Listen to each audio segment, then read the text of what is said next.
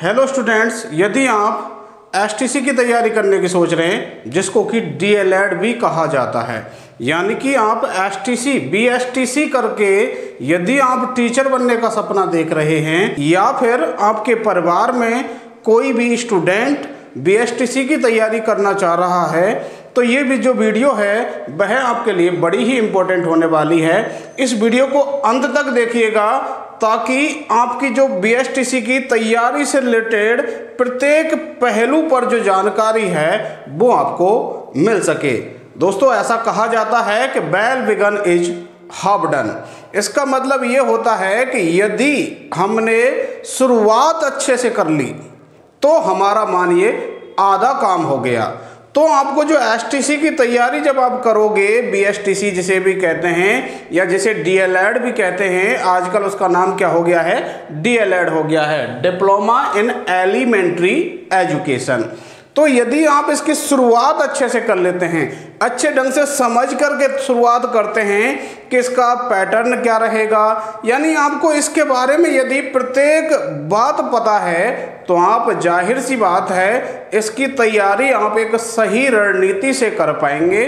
और आज हम इस जो प्री डीएलएड का जो एग्ज़ाम होने वाला है इसके बारे में हम संपूर्ण चर्चा करने वाले हैं। और अंत में मैं आपको ये भी बताने वाला हूँ कि मेरे इस चैनल के माध्यम से आपको इस तैयारी में क्या क्या योगदान मिलने वाला है, कहाँ कहाँ मैं आपकी सहायता कर पाऊँगा, आपकी कितनी मदद कर पाऊँगा। तो आइए वीडियो को शुरू करते हैं। सबसे पहले हम जानते हैं कि इस जो बीएसटीसी या जिसे हम डीएलएड कहते हैं इसका 2024 का यानी जो 2024 में एग्ज़ाम होगी इसका नोटिफिकेशन या फॉर्म कब आएंगे, यानी कि इसका नोटिफिकेशन कब आएगा, यानी कि फॉर्म भरने के लिए जो हमें एक सूचना मिलती है कि अब इस तारीख से इस तारीख तक फॉर्म भरे जा सकते हैं, तो वो कब आएगा। तो साथियों, इसके लिए आप बिल्कुल तय मान लीजिए कि आपको अप्रैल के महीने में क्या मिल जाएगा, नोटिफिकेशन मिल जाएगा। यानी इसके जो फॉर्म हैं वो कब भरेंगे, अप्रैल 2024 तक इसके फॉर्म आने की पूरी संभावना है। क्योंकि इससे पहले जो साथियों आपका ये जो एग्ज़ाम था एक दूसरी संस्था करवाती थी। अब उस दूसरी संस्था पर पिछले 3 सालों से हम देख रहे हैं कि उसका जो एग्ज़ाम था वो कभी भी टाइम पर नहीं हुआ। इसलिए जो ये डीएलएड वाला जो सेशन था वह लेट स्टार्ट होता था। लेकिन इस बार जो आपका ये परीक्षा करवाने की जो जिम्मेदारी है वो कौन सी संस्था को सौंपी गई है, वो है आपकी BMOU कोटा, यानी कि वर्धमान महावीर ओपन यूनिवर्सिटी जो है जो कहाँ पर है, कोटा में। ये आपका इस साल एग्जाम लेने वाली है। और ये जो संस्था है इसको बदलने का मेन पर्पज यही है कि जो आपका ये प्री डीएलएड जो एग्जाम है वह समय पर हो जाए और आपका जो सेशन है वह भी समय पर स्टार्ट हो जाए। तो आपका जो ये एग्ज़ाम है वह बहुत जल्द होने वाला है, समय पर होने वाला है। इसलिए आपका जो नोटिफिकेशन है वो भी समय पर आने वाला है। और वो समय आपका संभावित क्या है कि अप्रैल 2024 में आपको इसका नोटिफिकेशन मिल जाएगा, यानी अप्रैल में आपके फॉर्म भरने शुरू हो जाएंगे। अब बात यह है कि यदि अप्रैल में इसके फॉर्म भरना शुरू हो जाता है तो इसका एग्ज़ाम कब होगा। तो जो आपका एग्ज़ाम है उसकी संभावना, पूरी संभावना कब तक होने की है, जून 2024 में इसके एग्ज़ाम होने की संभावना है।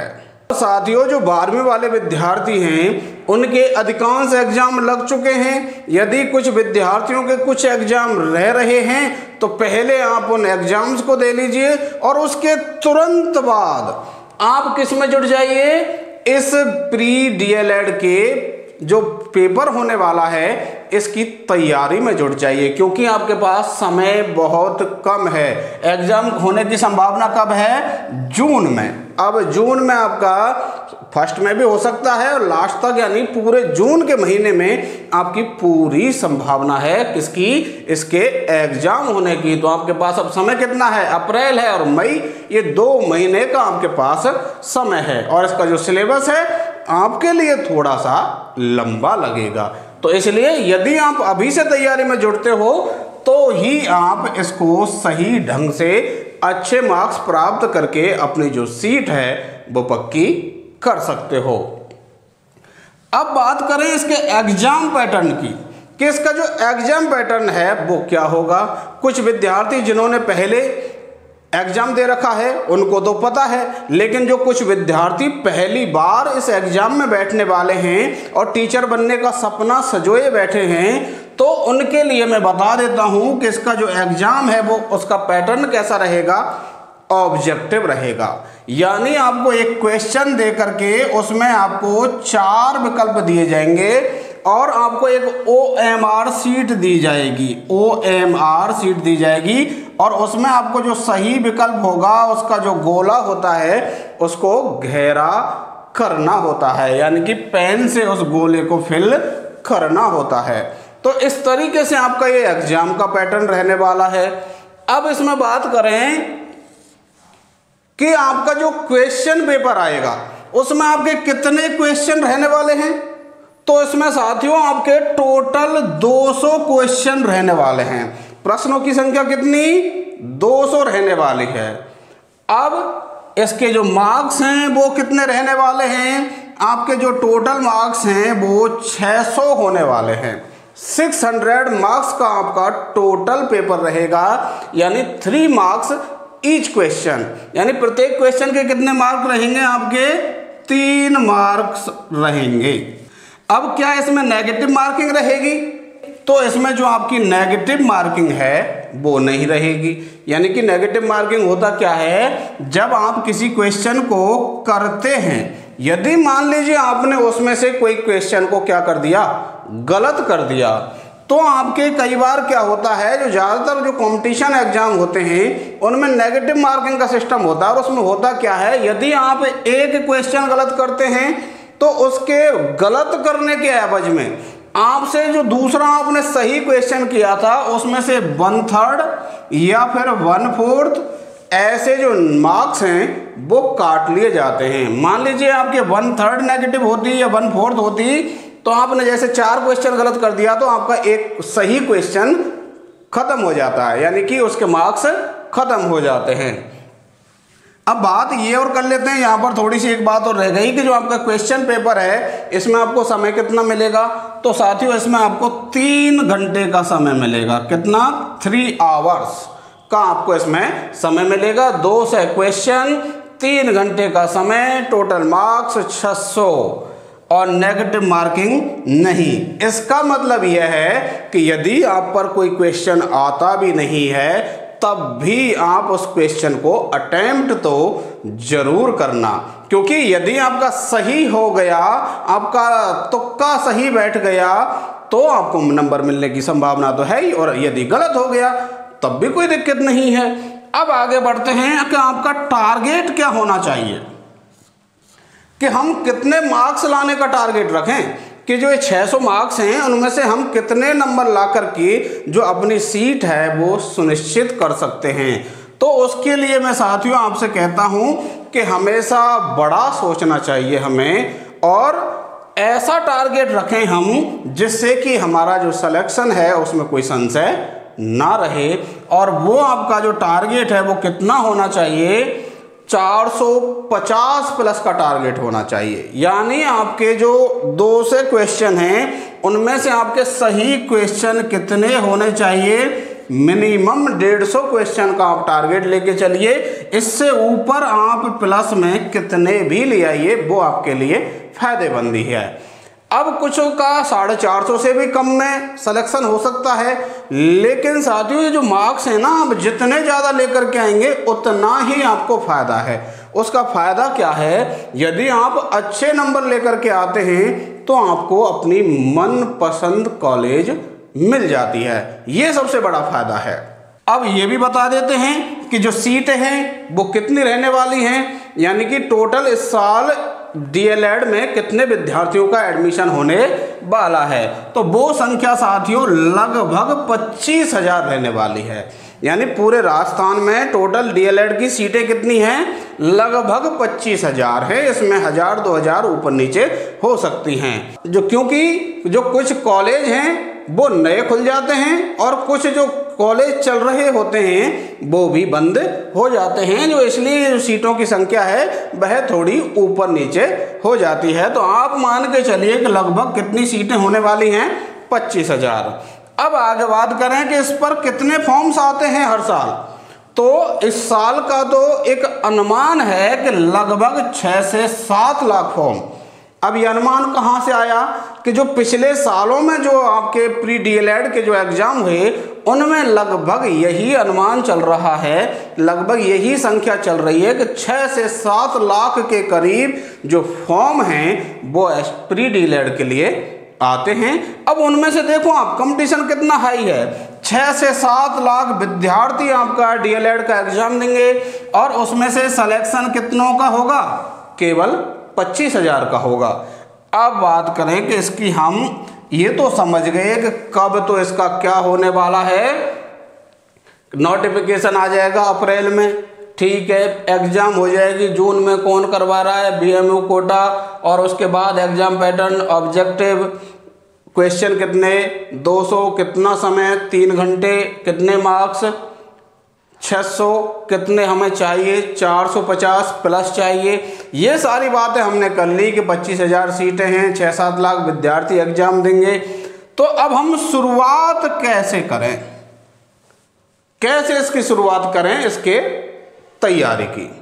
तो तैयारी के लिए साथियों सबसे पहली जो बात मैं आपको बताना चाहूँगा कि अच्छी शुरुआत करने का, अच्छी तैयारी करने का जो सबसे बेस्ट तरीका है, पहली बात यह है कि आपको क्या पता होना चाहिए, उसका सिलेबस पता होना चाहिए। यदि आपको सिलेबस ही नहीं पता कि हमें उस एग्जाम में क्या आने वाला है, तो आप तो फिर तो ये मान के चलिए अंधेरे में तीर मार रहे हैं कि कहीं से भी कुछ भी आ जाए। क्या पता आपको, जब आपको सिलेबस ही नहीं पता।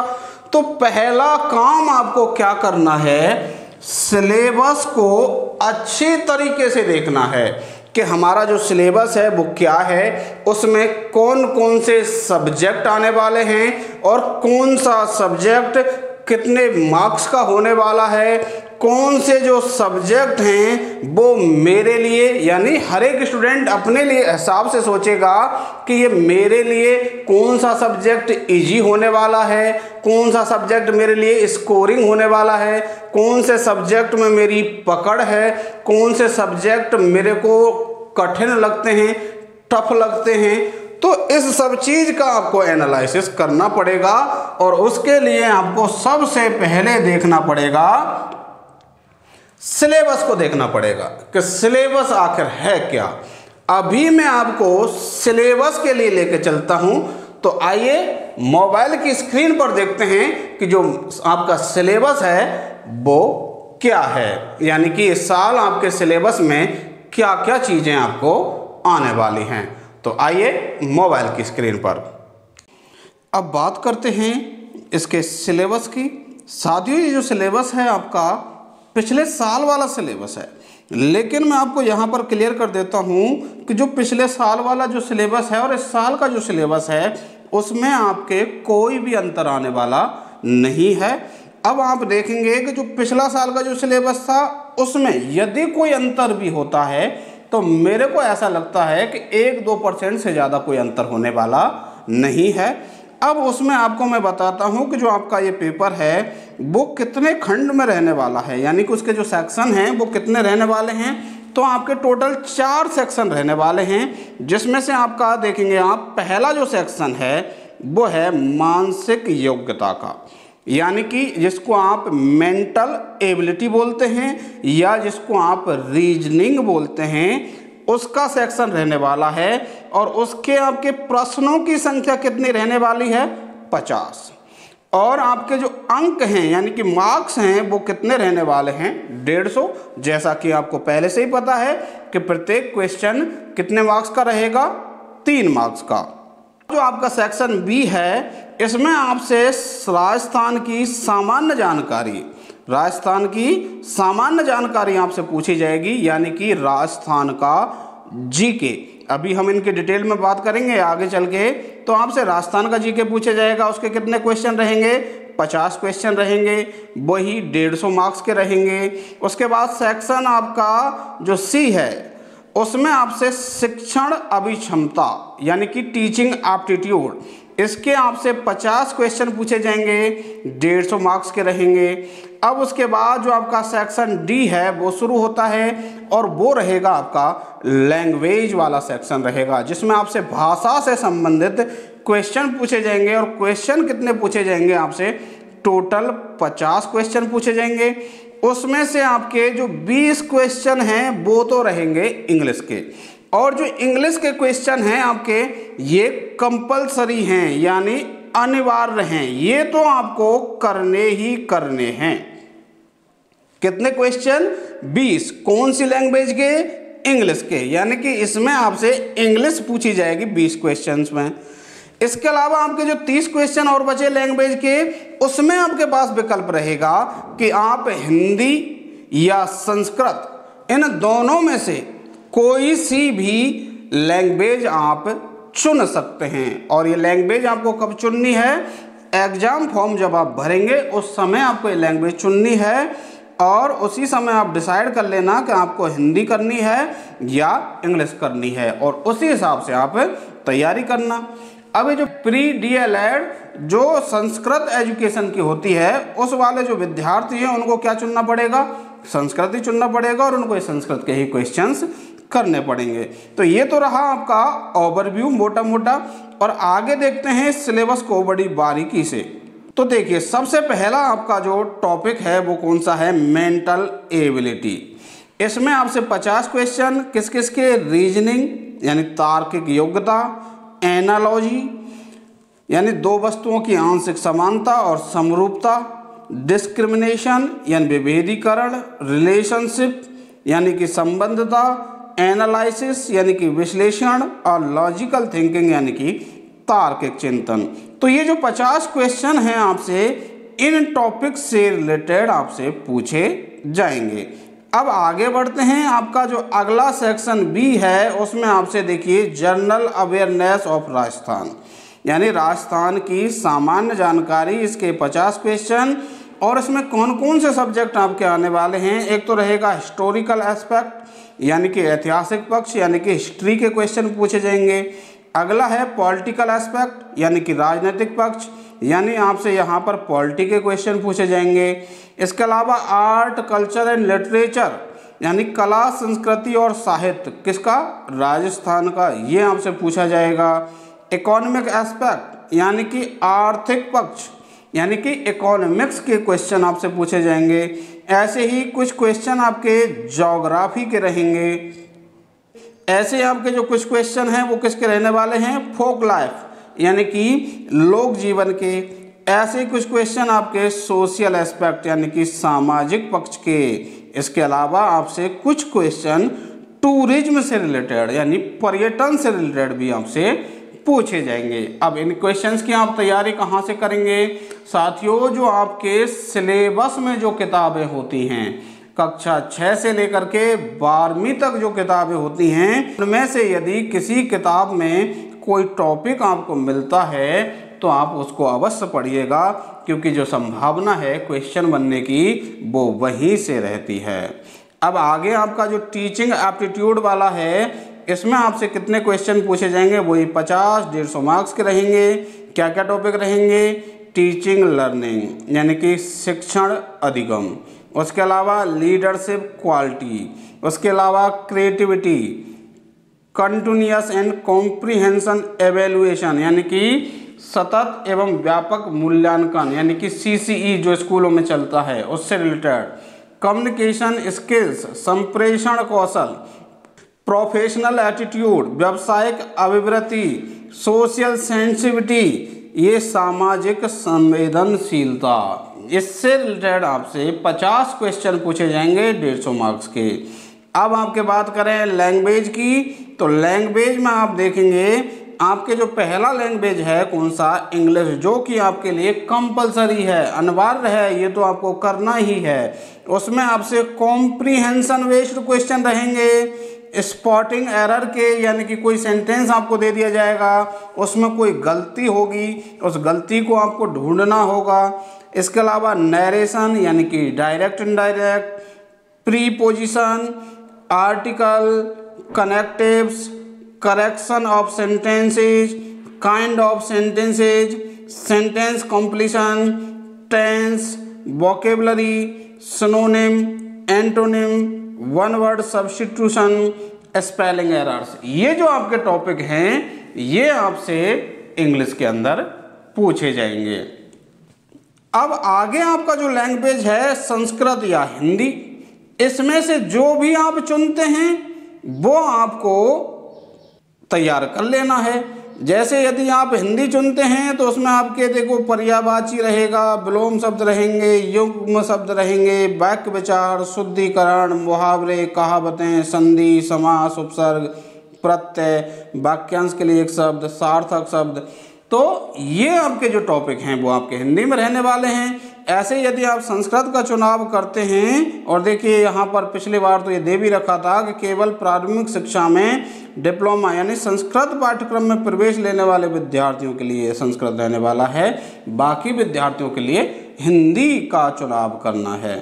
तो इसमें आपके अगर आप ये वाला चुनते हैं तो स्वर रहेंगे, व्यंजन रहेंगे, उच्चारण स्थान, शब्द रूप, अकारांत पुल्लिंग, अकारांत स्त्रीलिंग, बिल्कुल आपको जो टॉपिक्स हैं उनको एकदम क्लियर करके दे रखा है। धातु रूप रहेंगे, उपसर्ग, प्रत्यय, समास, लिंग, वचन, विभक्तियां, कारक ज्ञान, ये आपके रहने वाले हैं यदि आप संस्कृत का चुनाव करते हैं। अब वापस आते हैं हम बोर्ड पर। तो सिलेबस आप लोगों ने देख ही लिया, तो सिलेबस के अनुसार आपको क्या करनी है, तैयारी करनी है। अब बात करते हैं कि मैं आपकी कहाँ कहाँ मदद कर पाऊँगा। तो आपको पता ही है मैं आपको इंग्लिश पढ़ाता हूँ, तो इंग्लिश के आपके जो 20 क्वेश्चंस आने वाले हैं उनमें मैं आपकी मदद करने वाला हूँ। इसके अलावा आपका जो मेंटल एबिलिटी है, मेंटल एबिलिटी जिसे आप रीजनिंग में बोल सकते हैं, इसके जो आपके 50 क्वेश्चंस आने वाले हैं मैं इसमें आपकी मदद करने वाला हूँ। इसके अलावा आपका जो वो टीचिंग एप्टीट्यूड है, टीचिंग एप्टीट्यूड, और यह बड़ा ही इम्पोर्टेंट टॉपिक है आपके, इसमें ही आपके जो मार्क्स हैं वो सबसे ज़्यादा आ सकते हैं यदि आप मेहनत करते हैं, और इसमें मार्क्स अच्छे भी आते हैं। और इसके कितने क्वेश्चन हैं आपके 50, यानी कि 150 नंबर का ये रहेगा। तो इस तरीके से इन टॉपिक्स में तो मैं आपकी मदद कर सकता हूं, और इन्हीं टॉपिक्स में आपको केवल पढ़ने की आवश्यकता है किसी टीचर से। बाकी जो टॉपिक हैं जैसे आपका जो जीके है, राजस्थान का जीके है, उसमें तो आपको क्या करना है, कहीं पर कोई बात लिखी हुई है उसको बस याद करना है, पर सिस्टमेटिक वे में याद करना है। इसके अलावा और आपका क्या रह जाता है, लैंग्वेज है आपकी हिंदी हो या फिर वो संस्कृत हो, तो उसमें भी आप कहीं ना कहीं खुद पढ़ सकते हैं, क्योंकि उसके जो टॉपिक्स हैं वो आपके कुछ ऐसे ही हैं जिनको आप खुद भी पढ़ सकते हैं। इसके अलावा भी यदि मुझे कुछ समय मिलता है तो बाकी जो अन्य टॉपिक्स हैं उनमें भी मैं आपकी खूब मदद करने के लिए तैयार हूं। तो इसलिए साथियों इस चैनल पर आप अवश्य बने रहें, अपने जो साथी हैं उनको भी इस चैनल से जोड़ने का प्रयास करें ताकि वो भी इस चैनल पर दी जा रही वीडियोज का लाभ ले सकें और वो भी अपना जो टीचर बनने का जो सपना है उसे पूरा कर सकें। तो इस चैनल को आप अपने अन्य साथियों तक शेयर कर दीजिए, और यदि आप चैनल पर नए हैं तो इस चैनल को सब्सक्राइब अवश्य कर लेना, और जो बेल आइकन है उसको भी प्रेस अवश्य कर लेना ताकि जो नोटिफिकेशन है आपको वो समय पर मिल सकें। तो मिलते हैं आपकी तैयारी से रिलेटेड किसी टॉपिक की वीडियो में, तब तक के लिए आप बने रहिए चैनल पर। वीडियो को अंत तक देखने के लिए धन्यवाद।